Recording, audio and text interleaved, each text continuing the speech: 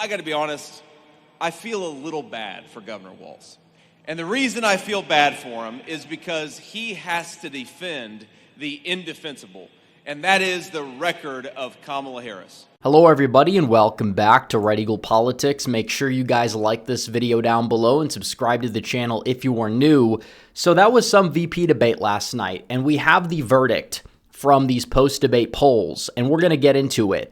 But one thing that we know is that these post-debate snap polls are usually skewed heavily against the Republicans. Mike Pence objectively won the debate in 2020 against Kamala Harris. Most people that can view it objectively understand that, but still, CNN had Kamala Harris as the 21-point favorite in their post-debate snap poll. This time around, J.D. Vance improved over Mike Pence's margin by 23 points and became the first Republican to win a post-debate snap poll on CNN, aside from the Trump-Biden debate, going all the way back to Mike Pence's debate victory over Tim Kaine in 2016. And it's funny because the media has painted this caricature of J.D. Vance. They say he's creepy, he's a weirdo, he's uncharismatic, and he went out there and he was objectively likable, he was very cerebral, and he really articulated the closing argument for Donald Trump in a very, very solid manner. And Tim Walz, on the other hand, he just didn't cut it. And a lot of Democrats, I believe, can understand it. Even CNN, after the debate, the pundits were saying Walz didn't have a great night, and he didn't really have a great night, and that we know, regardless of the spin. He kind of stumbled around at times. He didn't really answer questions in a solid manner regarding the whole, China debacle. He called himself a knucklehead and just danced around the question. And Vance was able to, kind of steal the shine and debunk a lot of the arguments in real time that he made about Donald Trump. And towards the end of the debate, some people even said it got boring, but in reality, it kind of got civil. You kind of had Vance being the bigger man and trying to extend the olive branch to Walz, and then Walz kind of did the same thing. And while the raw favorables of both of these candidates went up, according to a lot of these snap polls, in terms of who really benefited from this because of who got all the negative media coverage, and then now people see him as likable. They basically were calling him weird, and then the takeaway from this debate is, wait a minute, he's normal. Yeah, that's an objective victory for Vance, and we're going to get into it, and we're going to get into the impact and some of the other stuff, but I got to tell you guys really quickly about my merchandise store over at shop.redeaglepolitics.com. We're knocking on the door of the 2024 election. We got about a month to go, so why not get some merchandise? We got the bestsellers. We got the Make Cats Safe Again design, the Trump mugshot design, the Make America Gain Again tank top that's great for the gym, the America First design, the Red Eagle Politics design, but also my favorite is the Trump iconic black mug, and you got the Trump inspirational quote on the back, and you got the Trump iconic design on the front. And you could buy a t-shirt and get this mug for 20% off. It's a limited time deal. Also, we have free shipping on orders above $50, and everything is made in the USA. So make sure that you guys check out the store. The link is in the description and pinned comment down below. So this VP debate poll, yeah, it's kind of surprising. CNN, we understand that if they show Vance up by 2, it was not even close. And it was not close. It just wasn't. There was not a shining moment for Tim Walz. There were plenty of shining moments for J.D. Vance. He commanded the debate from the get-go, and he really just shattered the caricature they made of him. But the caricature that Republicans have made for Walz, he's kind of this, incompetent fool kind of guy. And he kind of portrayed that on the debate stage. And you had the moderators. These moderators, they went out there and they tried to, quote-unquote, fact-check Vance, despite the fact that they said they were not going to, and they tried to do it, and Vance shut him down. Like, Vance strongmanned his way through a 3-on-1. He's the first man in history to win an argument against 3 women at once, I'll tell you that much. But in terms of what we saw, and even the media reaction it shows, it's a very Midwestern debate, and Vance won. And the same people that were saying, he's weird, he's creepy, now they're saying the debate proved he could turn on the charm.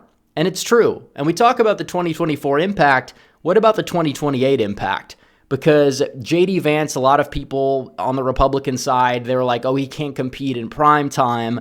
Well, he's really come into his own, and he competed on prime time 3-on-1, and he won on prime time last night, and even the liberal media was forced to admit that. And that's just a big 180 from the initial caricature that they tried to make out of J.D. Vance. Not only did he win on substance, he also won on optics, and that's something a lot of people were, curious. Is he going to be able to do that? Well, last night he did that. Tim Walz did not. He did not win on either. He had several gaffes, and the one everybody's talking about is this one, where he claimed that he was friends with school shooters. I believe he said it twice, and either way, I at least heard him say it once. But the bottom line is that, it's a horrible gaffe to have. Of all the gaffes Biden's had, he never had one like that. He didn't. And, he kind of stumbled around his words quite a bit. It was just not the best performance. And he's somebody who, obviously is, 60 years old, but he looks like he's a lot older. And then you have Vance on the other side. He's a millennial. He's younger. And people want new blood in politics. And you see that on the Trump ticket. You don't see that on the Harris ticket. You really don't.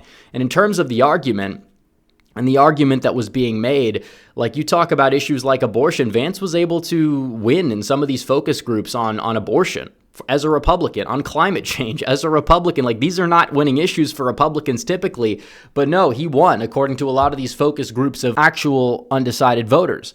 And what this really comes down to is the fact that it's the closing argument. And VP debates, some people say, are not that watched, but I mean, the total viewership was, 200,000 more than the presidential debate between Donald Trump and Kamala Harris, according to the early estimates. It doesn't include streaming on YouTube, I would assume, but still, that's a lot of viewers. You're talking about the closing argument. There's not going to be another debate. So while it is true that VP debates historically have not moved the needle much, this is still the closing argument, and Trump selecting J.D. Vance, somebody who's very smart and articulate and kind of speaks in a different tone that can reach a wider audience and articulate Trumpism to a wider audience, that's the right selection. That's the selection you want to make at this stage in the game.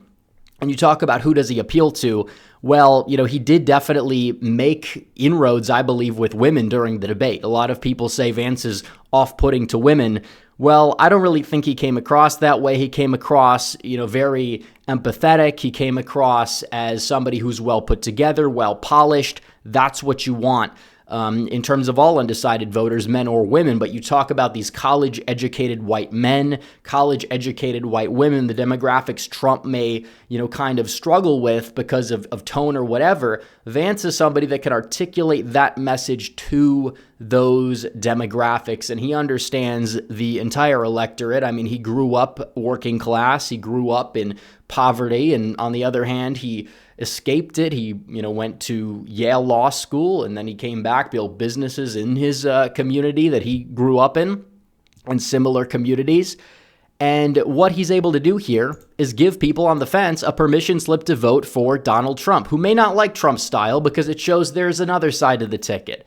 And Walz, on the other hand, he was being pushed around by Vance. He was forced to, play friendly with them, and it made Vance seem more likable in the process. And that's not something you really wanted to do. He spent more time arguably making Vance seem less of this caricature than he made trying to make Trump out to be this bad guy. And Vance hit Walz and Harris hard on the policies, and he kind of drove the wedge between the two, and that's what was important to do. Vance did it more effectively. That's the closing argument, and it gives Donald Trump more momentum. Now, is this going to sway undecided voters? I don't know how many, but the ones it will sway are more likely than not in the real world going to be swayed to Donald Trump as opposed to Kamala Harris because, Tim Walz didn't give people a permission slip to vote for Kamala Harris. Even if they left the debate with a positive impression of Walz, they also didn't leave the debate with a very competent impression of Walz, whereas with Vance, not only did people leave the debate with a more, positive view of him personally, they also left the debate with a more competent view. People watching the debate can see this guy is fit to serve as president. All the concerns about inexperience, I really feel like there weren't that many of them, but he kind of calmed a lot of those fears last night, and that's something that's very good. So we'll see what happens down the stretch, guys, but I mean, this was not particularly close. I know the CNN debate polls are going to be close, the CBS debate polls, but everybody knows, and I'm no real fan of Mike Pence, but he objectively won the debate in 2020 against Kamala Harris. And the fact that the polls at CNN are showing J.D. Vance doing 23% better on net should tell you how much of a victory it was for him, especially given this caricature they tried to build that just kind of went out the window in real time. And we'll see what happens in the favorability polling in the coming weeks to see if the favorability gap between Vance and Walz ends up closing as well. So anyways, guys, thanks for watching this video. Like this video down below, comment down below, subscribe to the channel, hit the bell for notifications so you never miss another video. Follow me on social media. The links are all in the description down below, and I will see you guys in the next one. Red Eagle, out.